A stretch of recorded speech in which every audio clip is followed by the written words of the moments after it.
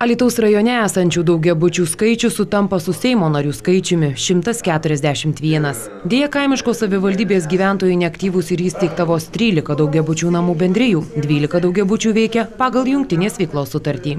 Pagal galiojančius teisės aktus daugiabutyje turi būti įsteigta bendrija, jungtinė veikla arba dirbti administratorius.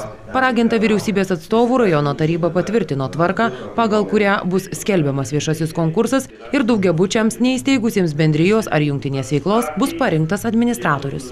Deja, tai kainuotų solidžias sumas. Ką reiškia administratorius?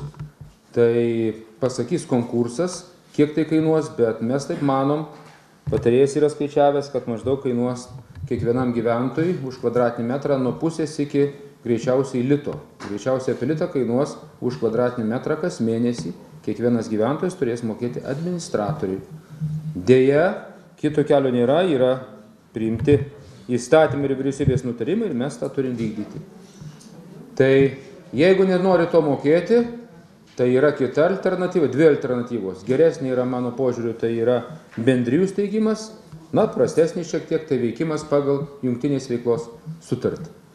Gyventojai raginami suskubti ir kuo greičiau keisti situaciją. Patariama steigti bendrijas.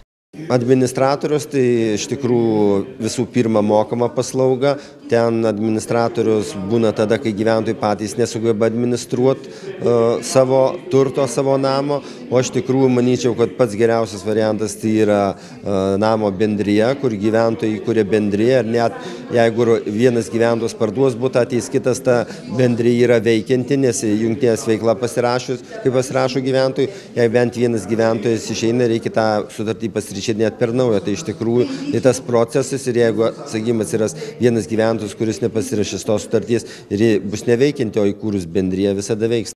Alytaus rajono gyventojai gana vangiai naudojasi ir daugiabučių renovavimo programa. Yra vienintelis renovuotas daugiabutis Simne.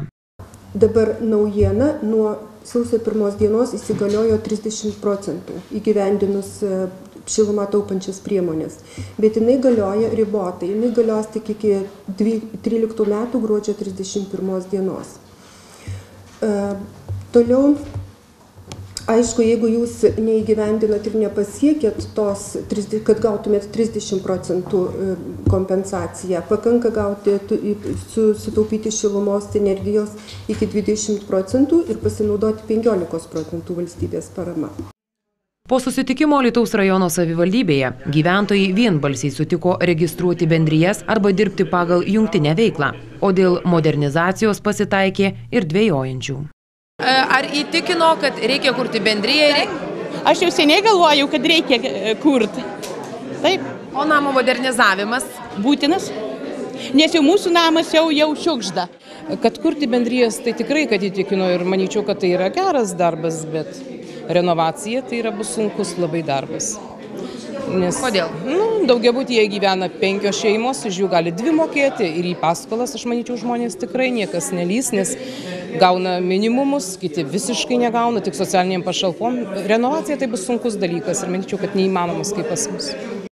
Visą informaciją apie bendrijų steigimą bei daugiabučių modernizavimo galimybes galima sužinoti seniūnijose.